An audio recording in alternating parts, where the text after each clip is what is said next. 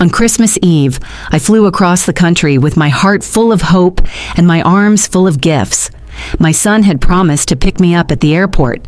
"Wait for me, Mom. I'll be there soon." That's what he said. But soon turned into hours. Hours turned into the bitter cold of a winter night. 35 unanswered calls. Later, I was still standing there, an old woman clutching gifts that suddenly felt heavier than my heart. When I finally decided to take a taxi to his house, I thought I'd find worry on his face, maybe an apology in his voice. Instead, I saw something far colder than the Denver snow. And it wasn't just the weather. Margaret Collins had never liked flying, but this Christmas trip felt different. At 68, with her husband long gone and her little house in Florida growing quieter every year, she felt the pull of family more than ever. Daniel, her only son, had called just a week ago, his voice warm and hurried. "Mom, you have to come this year. Olivia's parents are in town. Emma's been talking about you nonstop, and it just wouldn't be Christmas without you." His words wrapped around her like a blanket she'd been waiting for. So here she was on a flight from sunny Sarasota to the wintry skies of Seattle. A soft cashmere scarf draped over her shoulders, her handbag carefully guarding the most precious items she owned. Inside was a small velvet box holding the emerald earrings that had belonged to her mother, then to her. And one day, she had planned to Olivia as a gesture of family unity. Beside it was a worn leather album filled with family photographs, from Daniel's gap-toothed kindergarten grin to his wedding day, each page a chapter of sacrifices and love. There was one more item, folded carefully into a plain white envelope tucked deep within her carry-on, a signed property transfer for her Sarasota condo. She hadn't told Daniel about this surprise. It was supposed to be part of her Christmas morning gift, a way of saying, "I trust you with my legacy." The flight passed quickly enough, though turbulence occasionally rattled the coffee in her hands. Margaret distracted herself by glancing out the window, imagining the reunion. She pictured Daniel at the gate, smiling the same boyish smile he'd had when he ran toward her after school. She imagined Emma, her 8-year-old granddaughter, throwing her arms around Margaret's waist. It would be perfect. Snow outside, family inside, laughter, and the smell of cinnamon. When the captain announced their descent, Margaret's chest tightened, not from fear but anticipation. She checked her bag one more time. Emerald earrings, photo album, envelope, all in place. The plane touched down on a runway dusted with snow, the Seattle skyline just visible through a veil of gray clouds. As passengers disembarked, Margaret felt the energy of the season everywhere. Families hurried past, some carrying poinsettias, others balancing gift boxes. Children squealed at the sight of grandparents holding hand-painted signs. The hum of greetings and reunions filled the air like a carol. Her phone buzzed just as she stepped into the terminal. Daniel's name lit up the screen. "Mom!" His voice was rushed but upbeat. "We're running a bit late. Traffic's a nightmare with the holiday rush. Just wait for me near the arrivals exit, okay?" Margaret smiled despite the note of urgency in his voice. "Of course, honey.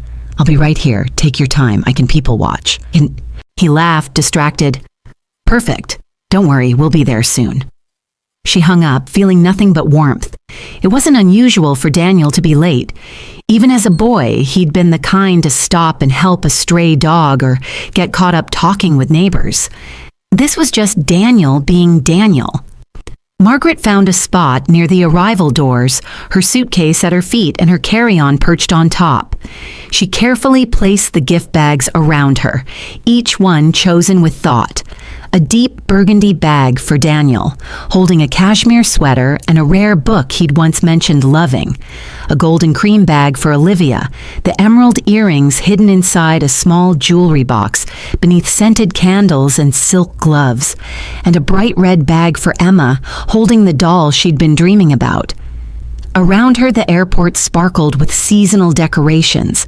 Artificial mistletoe hung from gate signs, garlands wrapped around pillars, and a giant Christmas tree twinkled in the center of the concourse. Every few minutes, a wave of applause or laughter broke out as another family reunited. Margaret's eyes softened at the sight of a man in his 70s, sweeping his granddaughter into his arms. Nearby, a young woman with a baby was enveloped in hugs from her parents. The happiness around her was contagious. Soon, she thought, she would be part of one of these joyful scenes. She checked her watch. It was barely past 3 in the afternoon. There was no rush. Daniel would be there soon, and in the meantime, she could soak in the atmosphere. Her scarf slipped slightly, and she pulled it snug, savoring the warmth. In moments like this, she felt the years fall away. She was no longer a widow living alone in a quiet house. She was a mother traveling toward her son, a grandmother bringing magic to a little girl's Christmas. This trip wasn't just a visit, it was a renewal, a way to remind Daniel, Olivia, and Emma that family was more than distance or busy schedules. Margaret glanced down at the white envelope one last time, fingers brushing against it through the fabric of her handbag. She smiled to herself. Christmas morning would be full of surprises, and for once, she felt content knowing she could still give something meaningful. Outside the glass doors, snowflakes drifted lazily from the gray sky, swirling in the wind like confetti. Seattle in December was far different from Florida, but Margaret welcomed the change. She was ready for the cold, for the reunions, for the joy that Daniel's invitation had promised. And so she waited, heart open, hands full of gifts, completely unaware that the day would not unfold the way she imagined. As Margaret stood among the steady hum of travelers, her gaze drifted toward the frosted windows of the terminal. The snow beyond the glass blurred slightly, and her thoughts slipped into the familiar warmth of years past. Christmas had always been a season of determination for her. When Daniel was little, there were years when the bills stacked higher than the gifts under their modest tree. The tiny bookshop she'd run in Sarasota kept the lights on, but only just. Margaret remembered staying late in the store, wrapping paper stacked on the counter, an ancient heater clicking in the corner while she decorated clearance books with ribbons to make them feel special. Back then, Daniel's eyes lit up, not because of the cost of the presents, but because he felt loved. A second-hand train set, a science kit bought with carefully saved coins, a scarf she knitted by hand. His joy was her reward, enough to erase the bone-deep fatigue from working 6 days a week. Those memories softened her expression now, though a faint ache lingered. She had done it alone. No family to lean on, no financial cushion. Every holiday had been something she built with her own hands. Her phone buzzed softly in her pocket, pulling her from the past. A text from Olivia lit up the screen, a message from a few days earlier. Margaret had read it before, but now, with the festive chaos of the airport surrounding her, the words took on a sharper edge. Looking forward to seeing you, Margaret. Quick note. Maybe wear something simple this year. My parents are kind of formal, and maybe don't mention the bookstore too much. You know how they are. At the time, she had brushed it off. Olivia had always been image conscious, concerned about appearances. Margaret had even laughed about it, replying with a thumbs-up emoji. But now, standing in an airport crowded with families embracing without judgment or pretense, the memory of that message made her chest tighten slightly. What was so wrong with the bookstore? That little shop had been the foundation for Daniel's entire education. It had kept a roof over their heads and food on the table. It wasn't glamorous, but it was honest work. Still, she pushed the thought away. Olivia was probably just trying to avoid awkward small talk. Margaret adjusted her scarf again, the fabric soft against her neck. Her flight had landed on time, just after 3. She checked her phone for any updates, but there was only the brief call from Daniel before landing. His voice had been hurried, almost distracted. She could still hear it in her head. "Traffic's a mess, Mom. Just wait for me near the arrivals exit." There had been no, "I can't wait to see you," no warmth like there used to be when he greeted her at the airport. But she reminded herself that people changed. Daniel was a husband now, a father. Life got complicated. Another wave of families emerged through the sliding doors. Children ran into waiting arms, couples kissed, Parents cried. Margaret smiled at them all, letting the atmosphere wrap around her. She wanted to hold on to the optimism she'd carried from Florida. A young boy nearby was jumping up and down, holding a sign with the word Grandma written in glitter. Margaret chuckled softly at the sight. For a moment, she pictured Emma doing the same, little hands clutching sparkly paper. Her phone buzzed again, but it wasn't the kind of update she wanted. Another quick text from Daniel. Running late. Don't leave. Just wait there. We'll be there soon. The word soon felt thinner this time, stretched almost to breaking. His tone, if a text could have a tone, seemed perfunctory, like checking something off a list. Margaret closed her eyes briefly, willing herself not to overthink. The last thing she wanted was to arrive tense or suspicious. She had come for joy, for family, not for doubt. Outside, the snowfall had grown heavier, the airport lights casting a soft golden glow over the drifting flakes. Margaret's breath fogged faintly in the cold air every time the doors slid open, letting in gusts from the pickup lanes. She shifted her weight, leaning on the handle of her suitcase, and told herself it was just a delay. Cars got stuck, roads clogged during the holidays, but somewhere deep inside, a quiet unease stirred, the same kind that had flickered when she read Olivia's message, the same that lingered after hearing Daniel's rushed call. She smoothed the envelope hidden in her bag, steadying herself. Christmas was about patience, she reminded herself, and for now she would wait. The arrivals area was beginning to thin. Where there had been a crowd of eager faces an hour ago, now there were only scattered pockets of waiting relatives. Margaret stood at her post near the sliding doors, her suitcase and carefully packed gift bags forming a small fortress around her feet. Every so often, a new wave of passengers spilled into the terminal. Each time, her heart gave a hopeful little lift. Each time, it sank when she didn't see Daniel's tall frame or Emma's bouncing curls. The minutes turned to an hour, then 2. Her phone buzzed. A message from Daniel lit the screen. Traffic's insane. Just hang tight, Mom. Don't grab a taxi. It's better if we pick you up. She reread the message, feeling an odd pang at the insistence. In the past, if Daniel was running late, he would have told her to take a cab and he'd reimburse her. But she brushed it off. Maybe parking was difficult. Maybe they just wanted the arrival to feel special. She set the phone down on top of her suitcase, the bright screen reflecting faintly against the polished airport floor. 2 more hours slipped by. The decorations that had felt so lively earlier now seemed to blur into the background. She shifted from one foot to the other, her legs growing stiff. Around her, travelers reconnected with loved ones and vanished into the winter night. Another family left. The mother pushing a stroller, the father juggling luggage, grandparents holding onto toddlers. Margaret smiled at the sight, though her lips trembled just slightly at the edges. She checked her phone again. Nothing new. It was past 5 now. Outside, the light had dimmed, the soft gray of afternoon shifting into the inky blue of early evening. Snow fell more heavily now, carried in swirling eddies by the wind. Each time the doors opened, a breath of frigid air swept through the waiting area. Her phone buzzed again at last. Almost there, don't move, we'll be there soon. Move. She stared at the words. Soon.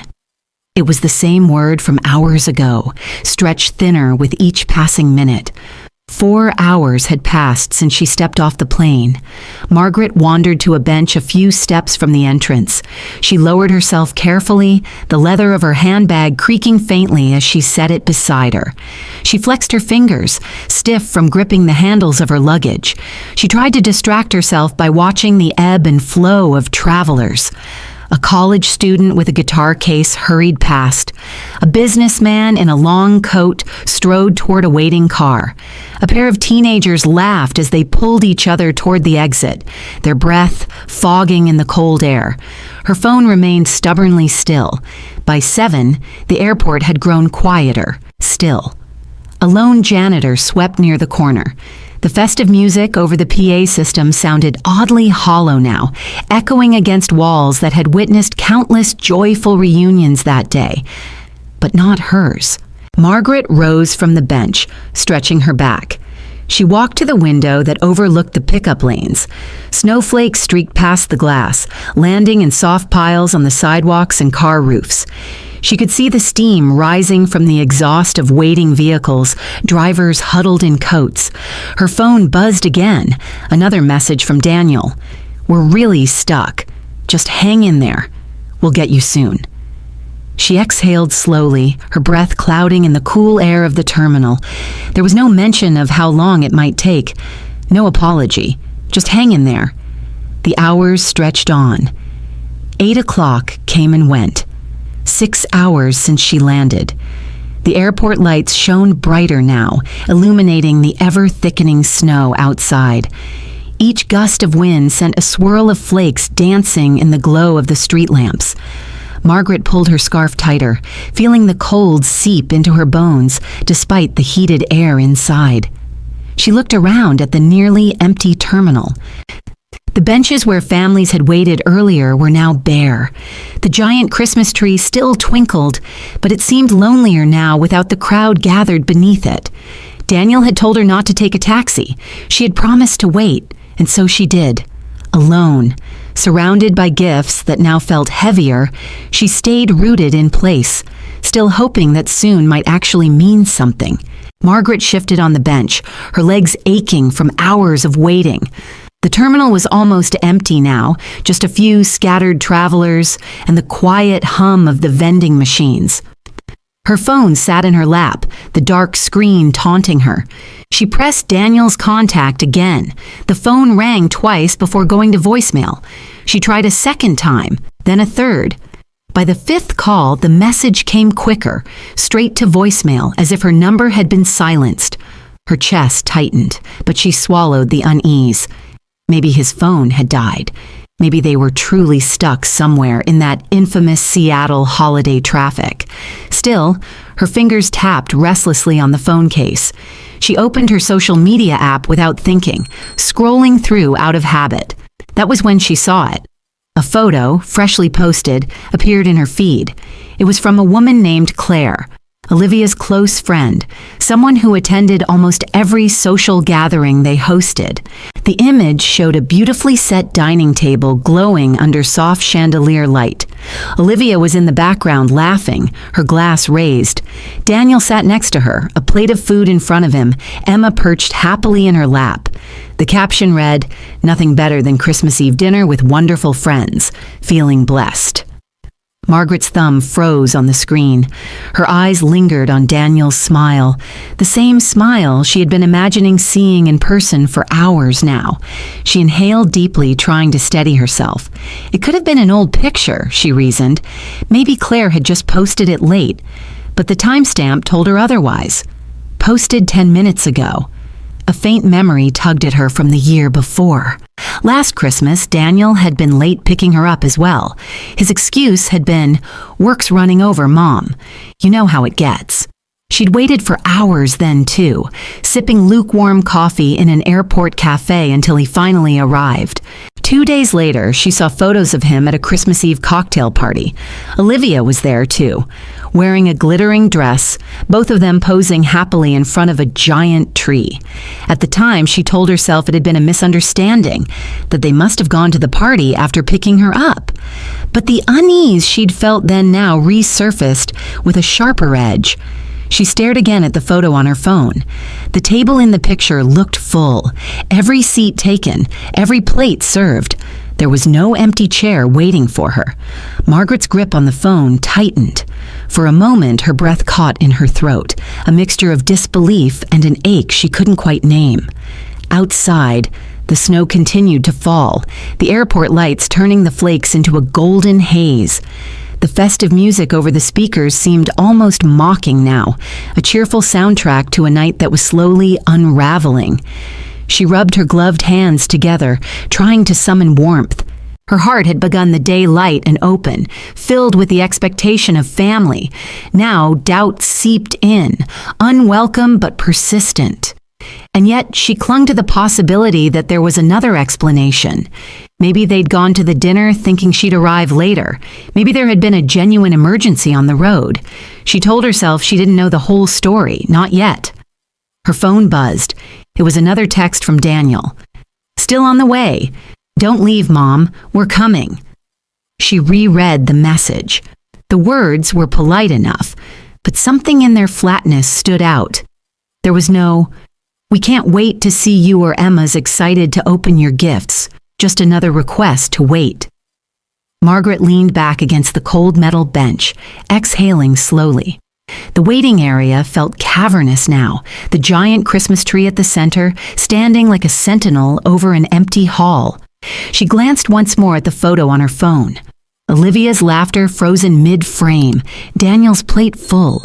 She imagined their voices, the clinking of glasses, and she imagined her own chair, still in some corner of that house, still empty. Her chest ached with something heavier than disappointment. Still, she stayed where she was, her scarf pulled tight, her fingers brushing against the envelope in her handbag. She told herself it was only a misunderstanding because believing otherwise, at least for now, would hurt too much. By the time the clock on the arrivals board read nearly midnight, Margaret's body ached from sitting on the same bench for so long. The crowd that had once surged around her was long gone. The constant whoosh of the sliding doors had slowed to an occasional sigh as the last few flights trickled in. 10 hours. 10 hours since her plane had landed, since Daniel had promised, "We'll be there soon."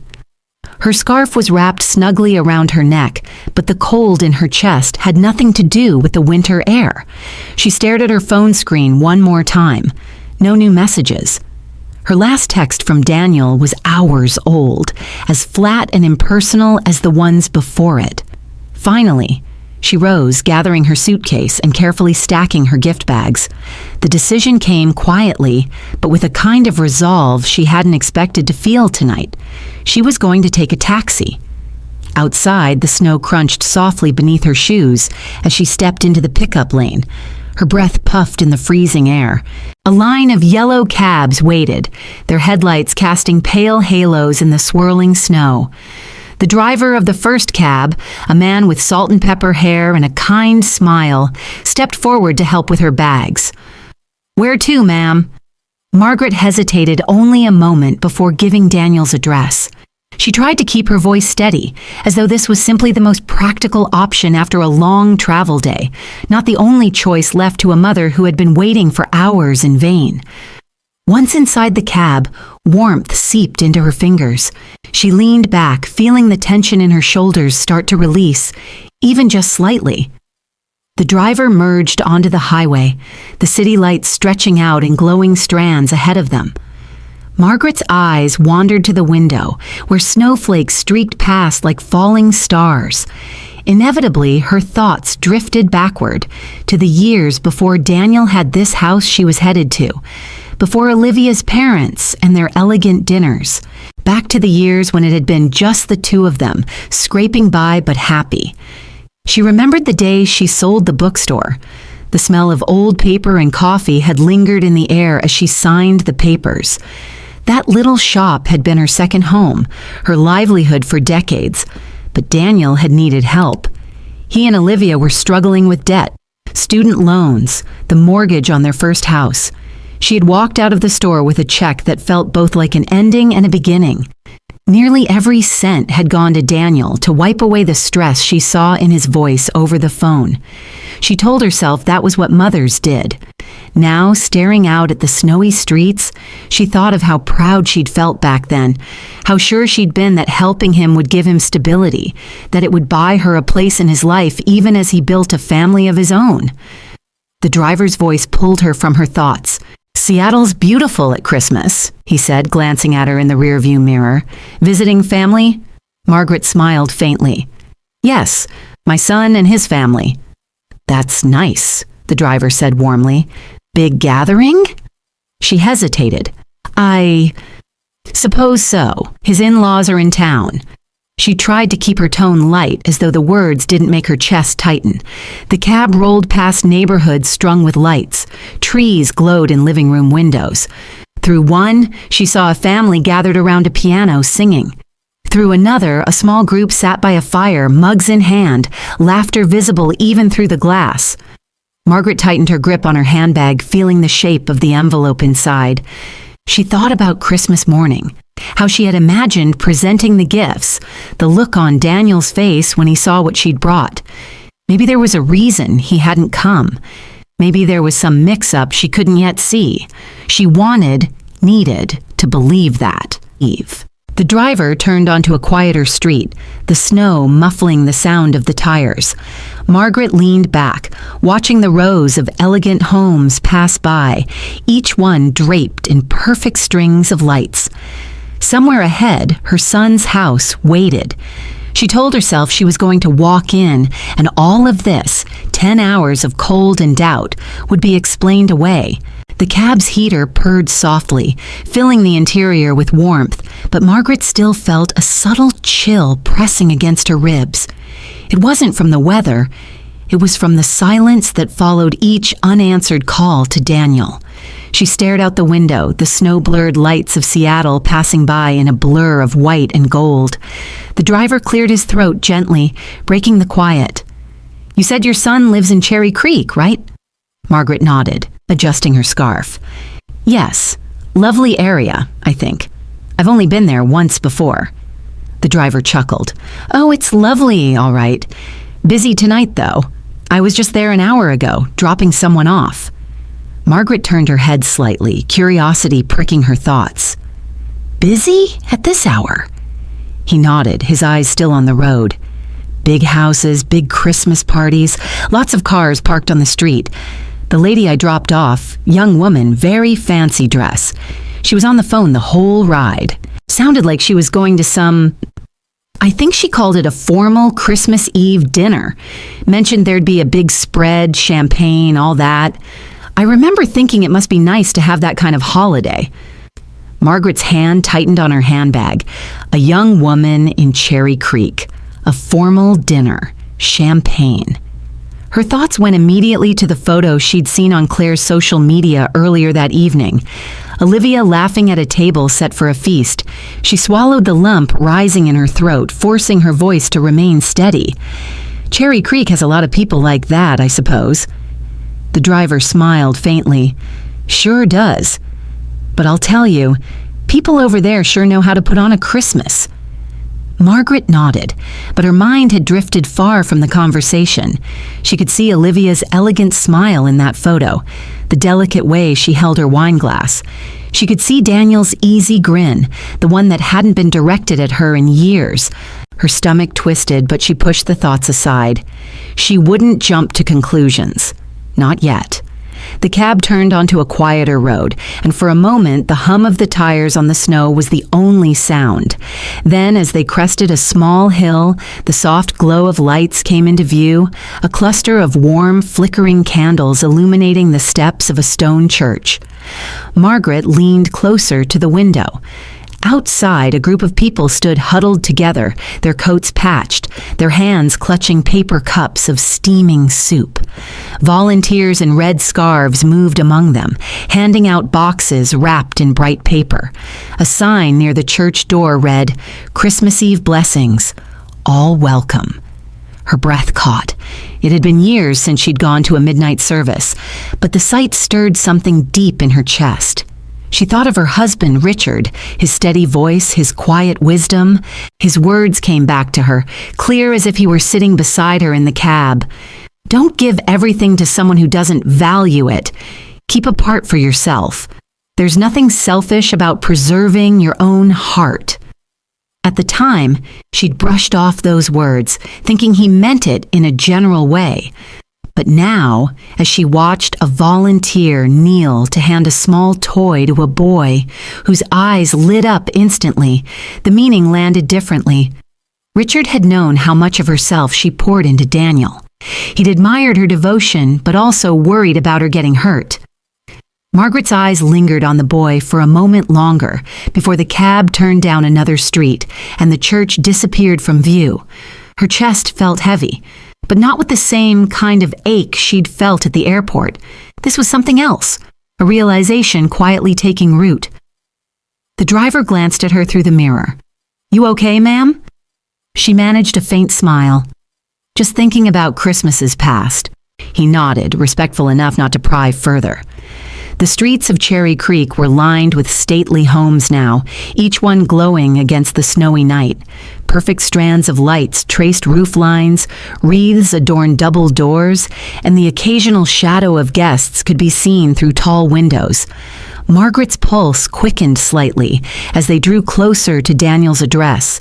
Her emotions felt like a pendulum, one moment sinking under the weight of suspicion, the next rising with the fragile hope that all of this could still be explained. She imagined walking in to find Daniel apologetic, Olivia embarrassed, Emma running to her with open arms. She imagined them saying there'd been a mistake, that they'd been on their way when some unavoidable delay stopped them. Her fingers brushed against the envelope in her bag again. She still wanted to give it to him, to see that look of surprise and gratitude on his face. But Richard's words echoed softly again. "Don't give everything to someone who doesn't value it." The cab slowed, turning onto Daniel's street. Margaret could feel the rhythm of her own heartbeat. The houses here were larger, more imposing, but all festive. Somewhere among them, her son's home glowed warmly against the snow. The driver pointed ahead. "Almost there!" Margaret looked out at the glistening roofs and sparkling windows, her hope still clinging stubbornly to the possibility that the night could turn around, that after 10 hours of cold and doubt, she could still walk into a house where she belonged. And so, as the cab rolled toward the familiar driveway, her heart was caught between two forces, lingering suspicion and a mother's persistent hope. The cab slowed to a stop in front of a large, tastefully decorated house. White lights outlined the roofline in perfect symmetry, the kind of precision that required both time and planning. Wreaths hung from each front window, and a tall Christmas tree glowed faintly from the living room, visible even from the street. Margaret's eyes drifted to the driveway. The garage door was closed, but she could see the silhouettes of cars parked inside. At least two, and another car parked along the curb. Her fingers tightened on the strap of her handbag. She handed the driver his fare, adding a quiet thank you as he helped her with her suitcase. For a moment, she stood alone at the curb, snowflakes melting against her coat, looking at the house she had once helped Daniel afford. Light spilled from the windows, carrying with it faint threads of music and the rise and fall of laughter. Her pulse thudded softly in her ears. Margaret climbed the steps, each one crunching under her boots. She paused at the door, took a steadying breath, and rang the bell. Footsteps approached. After a few moments, the door swung open, revealing Daniel.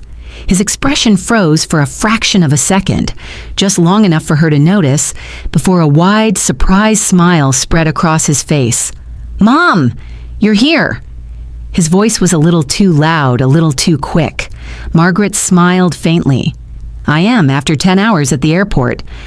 Daniel's eyes flickered, but he stepped back quickly. We thought there was a mix-up. The car..." His voice trailed off into vague explanation. "There was some trouble with the car. And then, traffic." Margaret stepped into the warm glow of the entryway.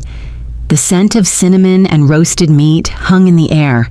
Her gaze slipped past Daniel's shoulder into the dining room. The long table was littered with the remnants of a meal. Half-empty wine glasses, plates with crumbs, serving dishes scraped clean. Her eyes moved to the chairs. Everyone was filled earlier. She could tell by the placement of plates and glasses. There was no empty space, no unused setting that might have been hers. Daniel followed her gaze, his voice rushing again. "Dinner went a little long. Olivia's parents are still here, and we thought you might be coming tomorrow." "Tomorrow?" Margaret's brow lifted. "Daniel, my flight landed at 3 this afternoon." His smile faltered for a moment. "Right. I must have gotten the times mixed up. It's been chaotic here. Margaret's eyes softened, but not with the same easy forgiveness she'd offered him in years past. She placed her suitcase by the wall, her gift bag still looped carefully over her arm. The warmth of the house was almost overwhelming after the bitter chill of the airport, but underneath it was another kind of cold, one that had nothing to do with weather. Daniel stepped aside, motioning toward the living room. "Come in, Mom. We'll get you a plate." Margaret glanced once more toward the dining table. There was no plate waiting for her, no evidence that anyone had expected her tonight. She took a slow breath, smoothing the scarf at her neck. The lights glittered overhead, music played softly from a speaker hidden somewhere in the room, and her son smiled as if nothing about this evening had gone wrong. Margaret sat stiffly on the living room couch, the velvet cushions far too plush to offer any real comfort. From her spot, she could see the flicker of candlelight still dancing on the dining room table, long after the meal had ended. The guests had dispersed, some to the kitchen, some to the hallway. Others gathered around a low conversation table near the fireplace, sipping wine and speaking in hushed tones of real estate, stocks, and private schools worth investing in. No one really spoke to her. A few polite nods, a distant smile or two. Olivia hadn't even said hello yet. She was busy clearing dishes with the help of her mother, whispering now and then between glances toward Margaret. Daniel had offered her a plate of reheated turkey, but she declined. The food might have warmed her hands, but nothing could have touched the chill that had settled deep in her chest. "I just need to freshen up," she said quietly, rising from the couch and moving toward the hallway. No one stopped her. She carried her purse in one hand and her gift bag in the other, clutching both like a shield. Down the hall, the soft glow of recessed lighting guided her to the guest bathroom. But she didn't enter. Instead, she paused just outside the kitchen doorway, where a familiar pair of voices caught her attention. Daniel and Olivia. Their tones low but sharp enough to slice clean through the air. "She was supposed to come tomorrow morning," Olivia hissed. "Why is she here now? You told me she'd land at 10 a.m. I mixed it up," Daniel replied, clearly agitated. "Or she changed her flight and didn't tell me." Margaret's breath caught. "You should have made sure," Olivia snapped. "Now she's here, right when my parents are staying over.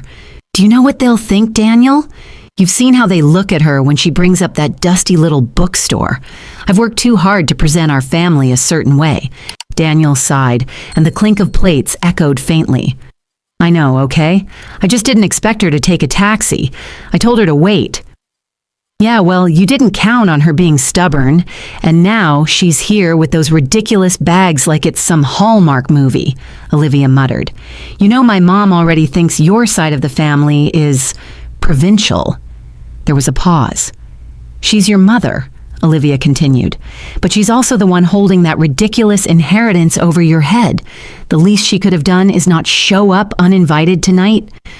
Margaret felt her pulse slow, thick like syrup. Her ears buzzed with quiet disbelief. "Inheritance."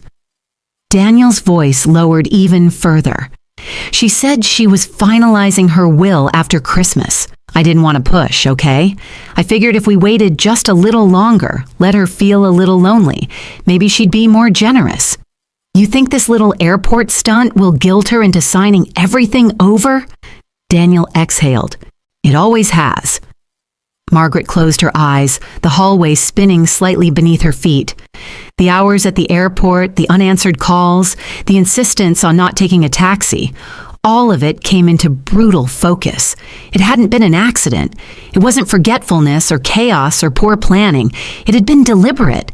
They wanted her to wait, to feel abandoned, to be grateful when they finally showed up hours late, or not at all.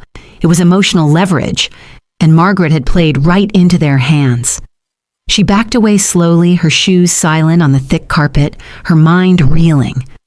Richard's voice echoed again in her thoughts, strong and unwavering.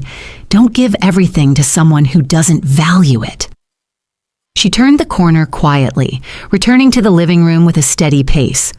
No one looked up. Olivia's parents were deep in conversation about European art auctions. Daniel had joined them, smiling, laughing lightly, his expression betraying none of the private manipulation that had just been exposed. Margaret sat once more on the couch, setting her handbag beside her. She stared into the flickering fire, its warmth flicking shadows across the walls. Her gift bags were still by the door, untouched, unappreciated. One of them held an envelope. Inside, a signed and sealed legal transfer of a property in Florida worth more than $500,000. Her final act of maternal generosity. She now realized it would never be opened with gratitude, only with greed. And for the first time in her life, Margaret considered taking it all back. Margaret waited until the clinking of silverware and hum of conversation in the kitchen faded. Olivia's parents had returned to the sitting room, Daniel in tow, his charm restored, laughter smoothed over like a practiced performance. She watched him from her seat on the couch, each smile and nod only deepening the ache in her chest. The years of sacrifices, selling the bookstore, the quiet holidays alone so he could focus on work, the checks slipped into birthday cards when he mentioned bills. It all swirled together like a storm she could no longer ignore. Her fingers brushed the strap of her handbag. She felt the sharp corner of the envelope inside and knew it was time. She rose slowly, her movement enough to draw eyes from the circle by the fireplace. "Daniel," she said softly, but with an edge that silenced the room. He turned, his expression bright at first, then tightening slightly at the tone. "Mom, why don't you sit? We were just talking about—" "No," she interrupted gently. "I think it's time I talked. To all of you." Olivia's parents exchanged a quick glance, sensing a shift. Olivia stepped closer to Daniel, her smile taut. Margaret stood in the center of the room now, the firelight casting a warm glow over her lined face. Her voice was steady, her gaze unwavering.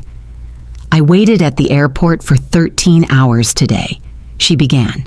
13 hours after my flight landed exactly when I told you it would. 35 calls to Daniel's phone. Not one answered, not one returned. Daniel's mouth opened, but she lifted a hand. "Don't," she said firmly. "Please let me finish before the excuses start." A ripple of discomfort moved through the room. Olivia's father shifted in his seat, his sharp eyes narrowing. "I was told there was traffic. I was told there was a car problem. But when my taxi pulled into the driveway, I saw 2 perfectly good cars in the garage, and a house full of people already enjoying Christmas dinner." She let her gaze sweep slowly over the table still littered with dishes. Dinner that didn't have a place set for me. Not an empty chair. Not a single thought for the woman you invited. Olivia's cheeks flushed crimson, though her lips pressed into a polite smile. "Margaret, there's been some confusion." "There's been no confusion," Margaret cut in, her voice tightening. "There has been avoidance. Deliberate avoidance, and I will not pretend I don't know why." Daniel's expression hardened. "Mom, that's not fair." "Not fair?"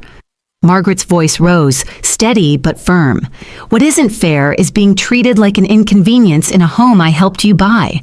What isn't fair is being told to wait alone on Christmas Eve while my family celebrates without me." The words landed heavy. Olivia's mother looked sharply at her daughter, her polished composure cracking slightly. Margaret's gaze shifted to her. "Perhaps you should know," she continued, "that I have heard exactly how Daniel and Olivia speak of me when they think I'm not listening. How embarrassing I am. How I should be kept away until the right time." Olivia's father sat forward now, his brows knit. "Embarrassing? Olivia, is this true?" Olivia faltered. Dad, it's just, you know how—" "You know how what?" her father pressed, his voice cutting through the room. Daniel stepped in, voice quick. "We didn't mean anything by it. We just wanted tonight to go smoothly." Margaret lifted her hand again. "Smoothly for whom? For appearances? For your comfort? Certainly not for mine. Not for the mother who built her life around ensuring yours would be better than hers." The room went utterly silent, The only sound was the faint pop of the firewood in the hearth. Olivia's parents exchanged another glance, but this time it was tinged with something sharper. Disapproval. "You invited her here and left her at the airport for 13 hours?" Olivia's mother asked, her voice flat. Daniel shifted uncomfortably. "It wasn't like that." "It was exactly like that," Margaret said softly, her tone cutting clean, "and every person in this room knows it." She let the silence hang for a long moment. The weight of it pressed down on Daniel and Olivia.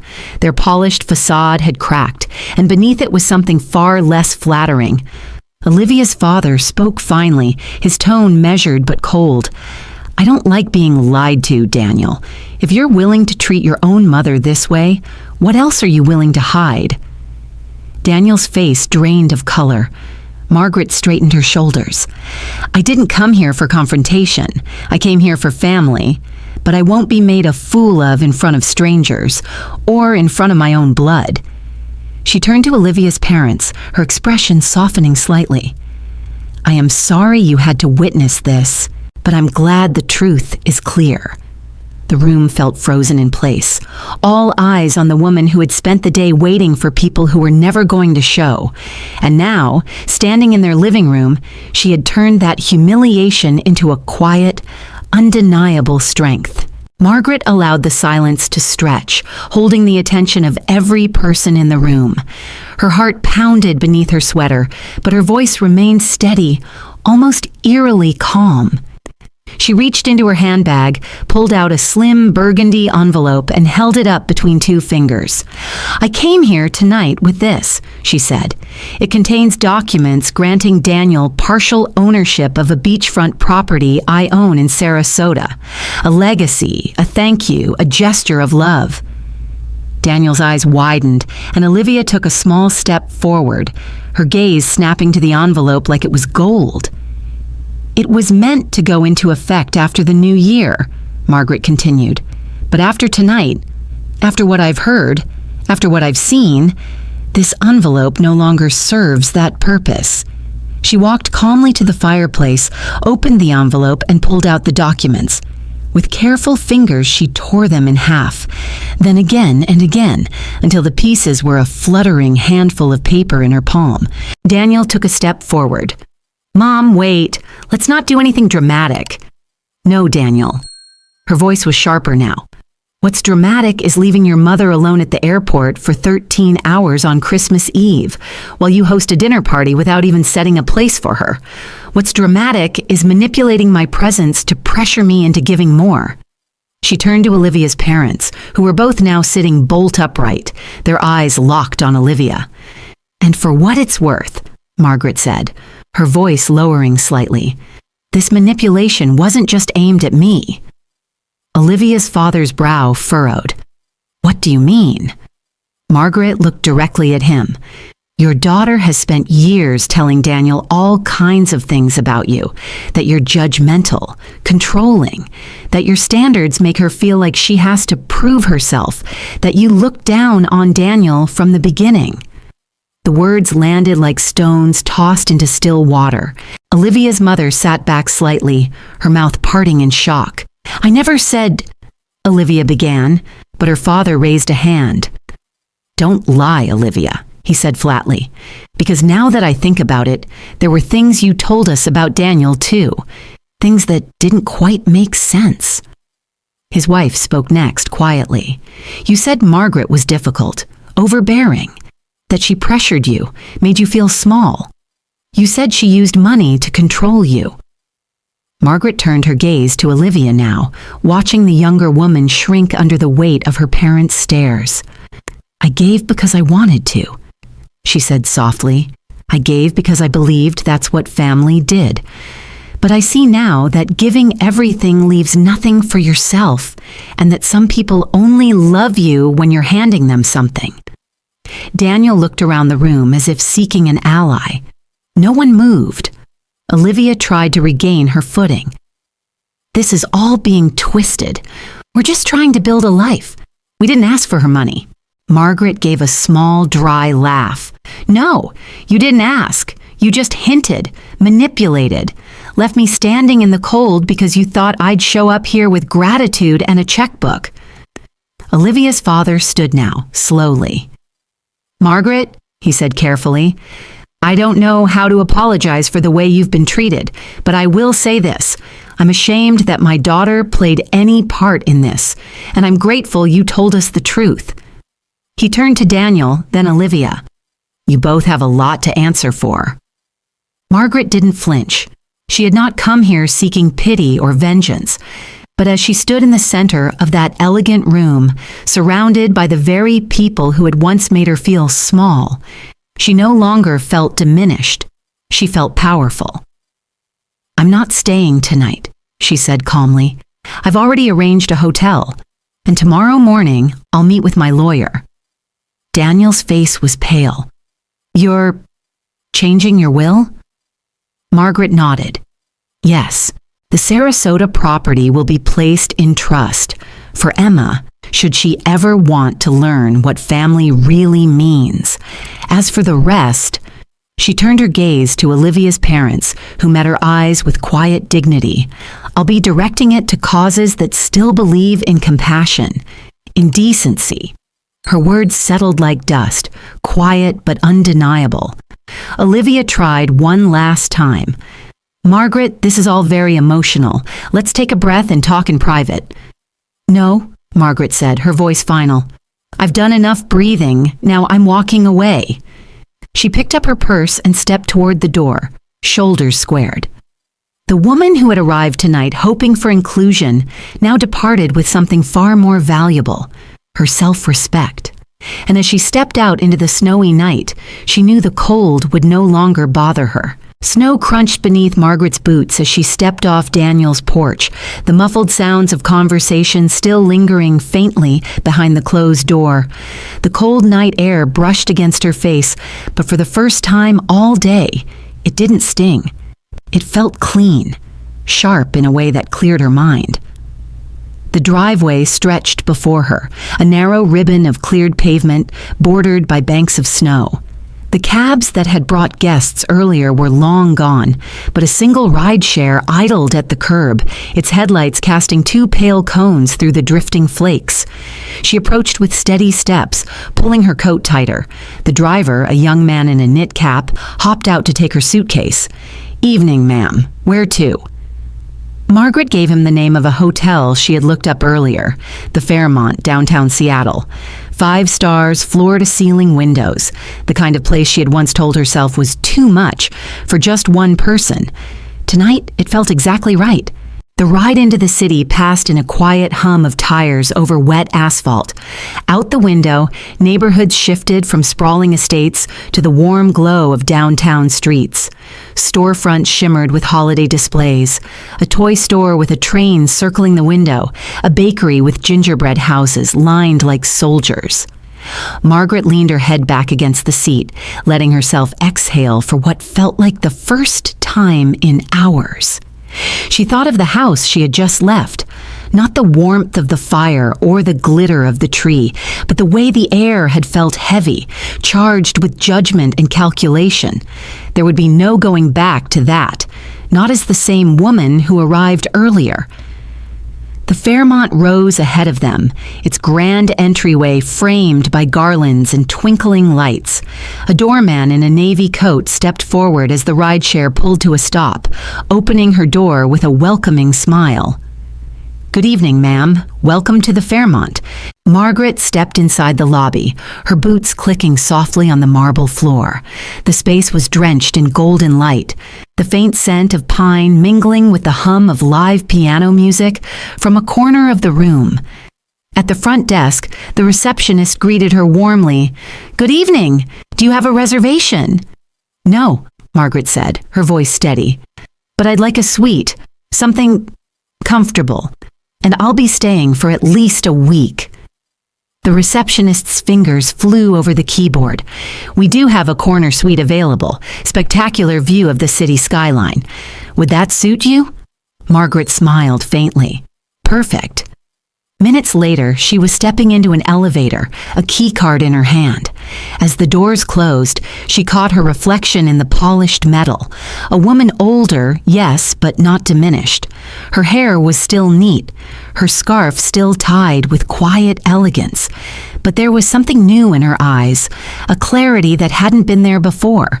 The suite was everything the receptionist promised. A sweeping view of Seattle's winter skyline, the Space Needle lit against the dark sky, lights strung like necklaces across the city streets. Inside, the room was warm, the air faintly scented with cedar. A king-size bed stood invitingly beneath a pair of modern pendant lamps, and a small seating area overlooked the city through tall windows. Margaret set her suitcase by the bed, her gift bags lined neatly beside it. She walked to the window, pressing her fingertips lightly against the cool glass.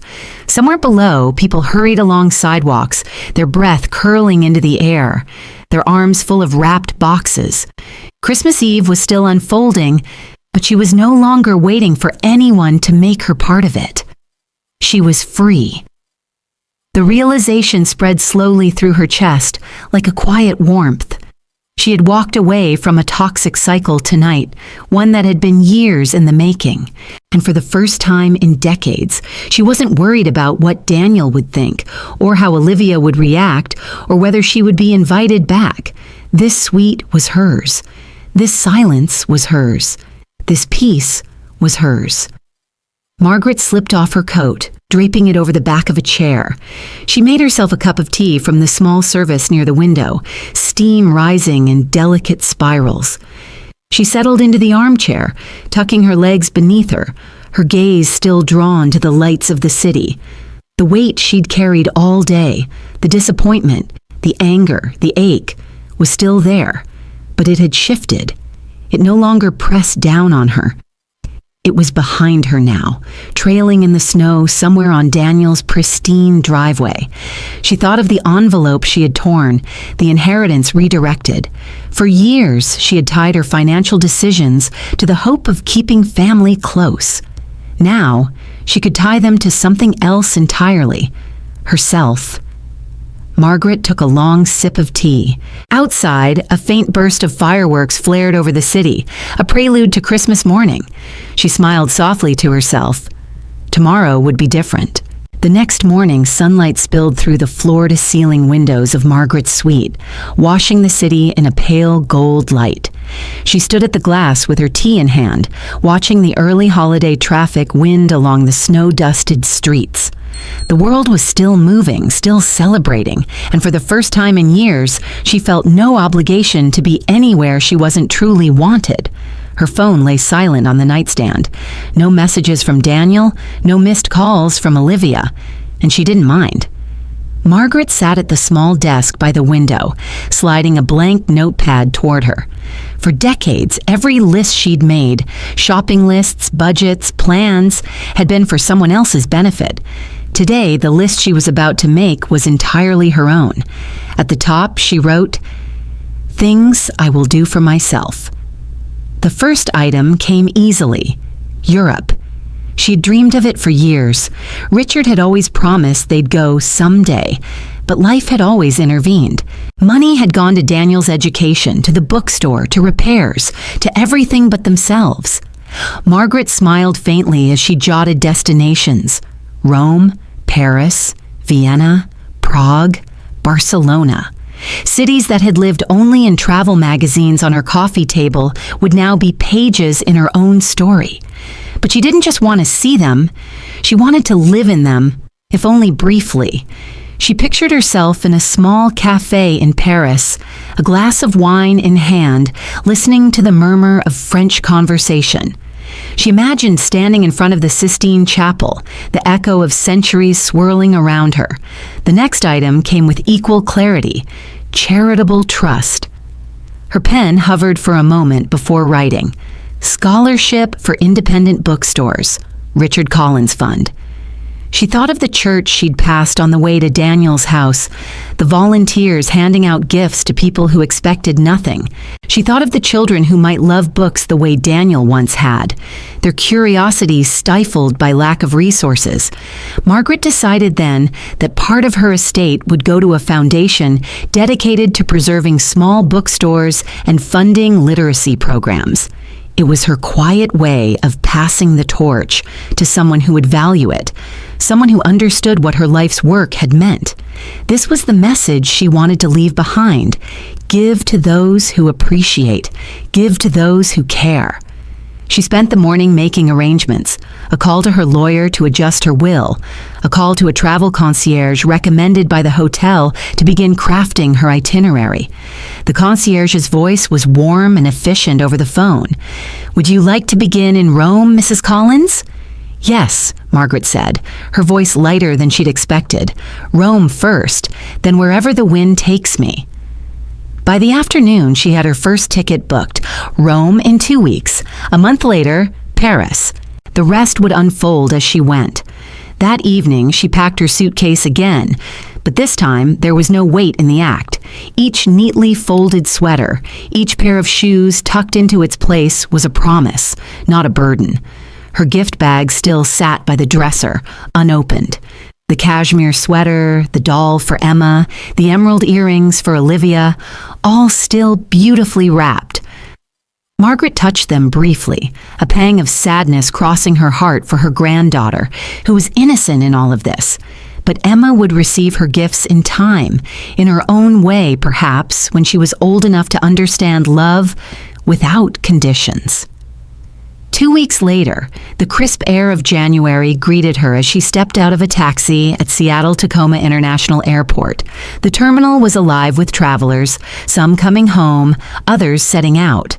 Margaret walked with steady steps, her single suitcase rolling quietly behind her. At the gate, she handed her boarding pass to the attendant, who smiled. "First time to Rome?" Margaret returned the smile. "First time to Europe at all?" As she walked down the jet bridge, the hum of the engines growing louder, she felt a flutter in her chest, not of fear, but of anticipation. The path behind her was closed. The one ahead stretched wide and shimmering, like the lights of the city she had left behind. Margaret stepped onto the plane, sliding into her seat by the window. As the aircraft began to taxi, she looked out at the runway, snow melting in patches under the pale winter sun. When the plane lifted off, the city fell away beneath her. The streets, the houses, Daniel's pristine neighborhood, all shrinking into a tapestry she no longer needed to hold on to. Margaret leaned back, her eyes bright, her lips curved in the faintest smile. This was not the end of her story.